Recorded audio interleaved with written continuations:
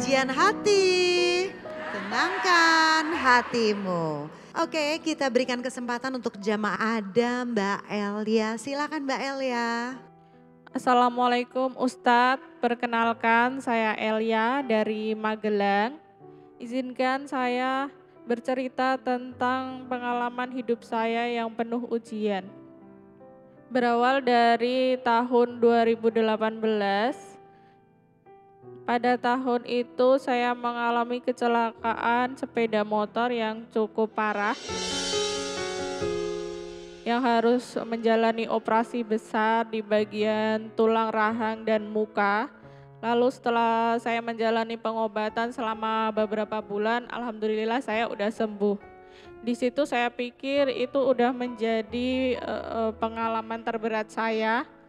Tapi ternyata di awal pernikahan saya di tahun 2023, saya kembali diuji dengan keadaan saya yang seperti sekarang ini. Tiba-tiba di awal malam takbir, saya merasa ada yang aneh di bagian badan saya, yang saya kira itu hanya kecapean biasa aja. Ternyata paginya setelah saya bangun mau sholat id, tiba-tiba saya udah lemas, nggak bisa berdiri, dan tangan saya pun juga lemas. Di situ saya bingung dan bertanya-tanya, kenapa dengan keadaan saya ini? Dan saya berobat sampai dirujuk ke rumah sakit yang besar. Dan setelah 2 minggu saya menjalani pemeriksaan dan lain-lain, ternyata saya mengidap penyakit melanitis transversa, yaitu penyakit peradangan sumsum tulang belakang. Selama itu saya juga harus meninggalkan anak saya yang masih kecil dan masih menyusui. Lalu semua itu saya juga harus berobat kemana-mana sampai sudah selama ini hampir 2 tahun. Tapi belum juga kembali normal. Dan saya sering berpikir, kapan ini selesainya Pak Ustadz? Dan bagaimana dengan keadaan anak saya yang masih harus mempunyai kasih sayang dari ibunya dan suami saya yang bisa saja meninggalkan saya karena keadaan saya ini. Dan sampai berobat pun saya harus pinjam ke saudara, bahkan sampai harus menjual barang-barang. Belum lagi pertanyaan dari orang-orang yang sering bilang, sudah sembuh, bagaimana bisa sembuh atau tidak, seperti itu yang membuat saya makin berat. Tapi lama-kelamaan saya mencoba untuk tabah, untuk terus berusaha berikhtiar sampai saya bisa seperti sekarang ini, sudah lebih baik dari di awal yang saya nggak bisa apa-apa. Bahkan untuk bangun, makan pun saya nggak bisa. Dan saya mengisi kekosongan hari-hari saya dengan menjadi konten kreator. Dan di situ saya mendapatkan banyak teman dan juga banyak orang-orang yang ternyata menderita seperti saya dan membuat saya semangat lagi untuk tetap bisa sembuh. Dan pertanyaannya Pak Ustadz, seberapa besar saya bisa berharap untuk kondisi seperti ini? Mbak Elia, mohon izin datang langsung dari Magelang hari ini. Iya. Sama siapa berangkat ke sini? Sama suami saya. Oh, ini yang di samping suami. Iya. Baik. Ahilman ingin bertanya terkait rumah tangga, mungkin boleh ya? Sebelum jawab terkait kegundahan tadi dari Mbak Elia. Gimana hubungan rumah tangga setelah Mbak Elia diberikan ujian sakit seperti ini? Alhamdulillah dari suami selalu baik, selalu menjaga saya, merawat saya. Dan bahkan hal-hal kecil yang biasa harus saya lakukan, harus dilakukan suami. Sampai semua pekerjaan rumah pun suami yang menjalankan. Dari sering cuti untuk mengantarkan saya terapi. Dan di rumah pulang kerja juga harus merawat saya. Bahkan juga merawat anak saya, menyuapi seperti itu. Kalau siang saya bersama ibu saya yang merawat saya dan merawat anak saya yang masih kecil. Dan saya ini anak tunggal, jadi nggak punya siapa-siapa lagi Pak Ustadz. Boleh nggak AA nanya sama suaminya Mbak Elia? Assalamualaikum Mas. Assalamualaikum Ustadz. Siapa Perkenalkan, nama? nama saya Fauzan. Mas Fauzan izin. Ya. Dulu dan sekarang, dulu istri sehat, sekarang istri diuji dengan sakit. Cintanya berkurang atau bertambah? Insya Allah bertambah Ustadz. Masya Allah. Karena istri saya menghadapi cobaan ini dengan kuat, saya juga coba menguatkan istri saya. Karena cobaan itu pasti ada yang diberikan Allah Subhanahu wa taala. Dari cobaan yang diberikan Allah, kamu harus kuat, sabar. Semoga di balik cobaan yang diberikan Allah ini ada keberkahan, kebahagiaan untuk keluarga kecil kita.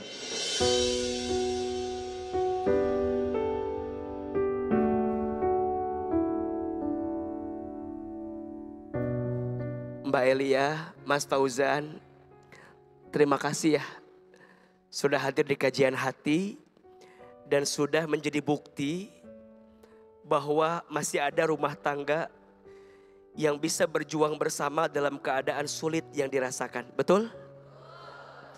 Jadi mohon maaf kalau selama ini Bunda lihat kajian hati orang ngomongin suaminya mulu yang jelek-jelek.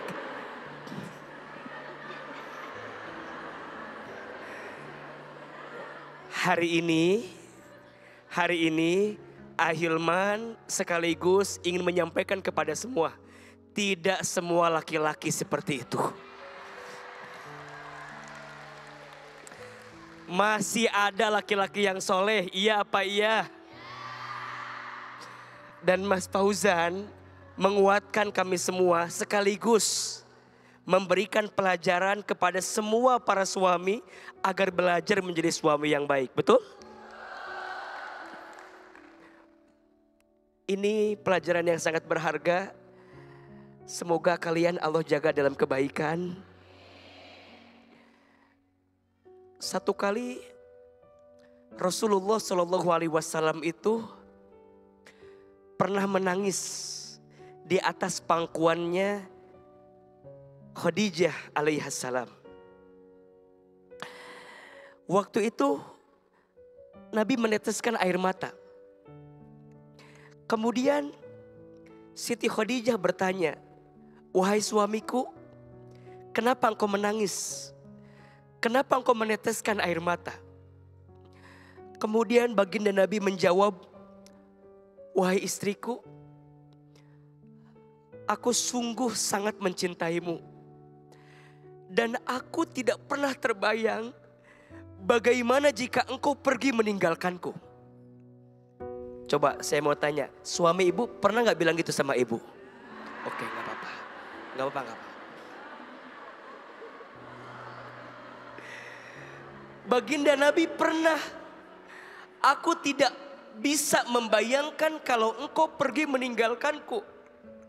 Kemudian kata Khadijah, "Wahai suamiku, ya Rasulullah, janganlah engkau menangis, janganlah engkau bersedih. Sesungguhnya aku masih bersamamu. Sesungguhnya aku masih bersama di sampingmu." Kata Nabi, "Tapi aku tidak ingin ditinggalkan oleh dirimu. Begitu besar rasa cintaku kepadamu." Kata Khadijah, "Kenapa?" "Iya, engkau yang pertama kali mencintaiku.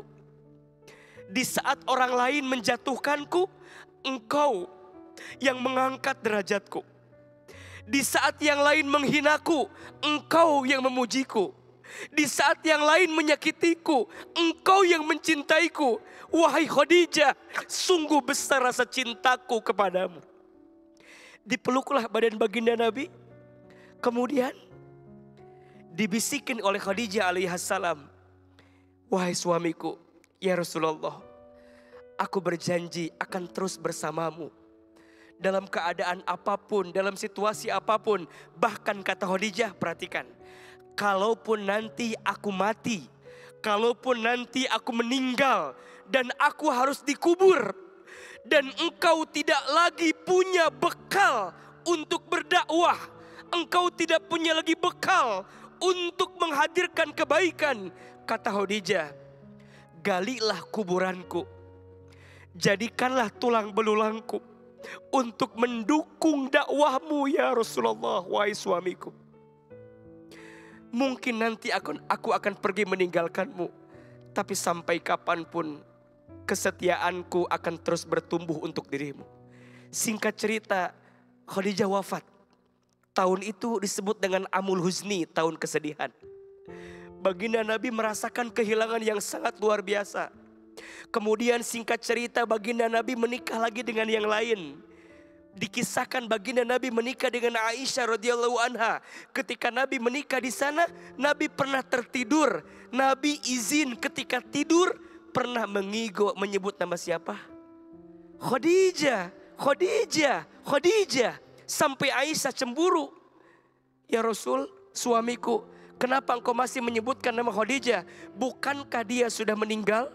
Bukankah aku lebih cantik daripada Khadijah? Apa kata baginda Nabi? Khadijah memang orangnya telah wafat, tapi sampai kapanpun dia tak akan pernah pergi di hatiku. Dia yang pertama kali mencintaiku. Dia yang pertama kali membersamaiku. Dia yang pertama kali beriman kepadaku. Dia yang pertama kali berkorban untukku. Tak akan pernah hilang di hatiku sosok Khadijah alaihissalam.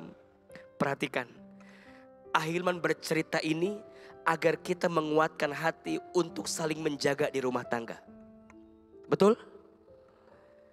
Rumah tangga sakinah bukan yang tidak ada masalah, tapi rumah tangga sakinah yang bisa mengambil hikmah di balik masalah. Apa yang Mas Fauzan lakukan, apa yang Mbak Elia hadirkan adalah cerminan rumah tangga harus terus dijaga dalam setiap keadaan. Cinta terbaik bukan dia yang datang karena kelebihannya, tapi cinta terbaik dia yang siap bertahan walaupun tahu kekurangan dalam dirinya. Setuju? Cinta terbaik bukan dia yang siap menunggumu di puncak, tapi cinta terbaik dia yang siap menemanimu saat mendaki. Maka belajar terus membersamai dalam kebaikan. Rumah tangga tidak ada yang sempurna. Sampai kapanpun engkau tak akan pernah bisa menemukannya. Tapi rumah tangga adalah cara terbaik untuk menyempurnakan ketidaksempurnaan yang dimiliki. Mas Fauzan, jangan pergi meninggalkan istrimu dalam keadaan sakit. Mbak Elia, kuat, hebat, semangat. Semoga Allah berikan jalan keluar terbaik atas setiap kejadian.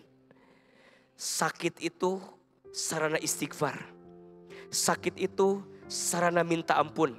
Sakit itu sarana mendekat kepada Allah. Sakit itu sarana agar kita terus lebih taat sama Allah. Kadang seseorang harus diberikan rasa sakit. Kenapa? Di balik rasa sakit itu Allah sedang menyiapkan banyak kebaikan untuk kita. Terus berdoa, terus bersama. Pengorbanan suamimu pasti Allah akan ganti dengan segala kebaikan di hadapan Allah. Mas Fauzan, jangan merasa sia-sia atas apa yang kamu lakukan. Waktumu, pengorbananmu, Masya Allah, percayalah. Kalau bukan dunia, jawaban kebahagiaan atas hidupmu, insya Allah surga akan jadi jawaban terbaik untuk dirimu. Rumah tangga bukan tentang dunia, tapi rumah tangga tentang tangga berharga yang bisa menyampaikan kita ke surga. Semoga pemirsa Trans TV bisa belajar tentang kesetiaan hati melalui rumah tangga Mbak Elia dan Mas Fauzan hari ini. Insya Allah.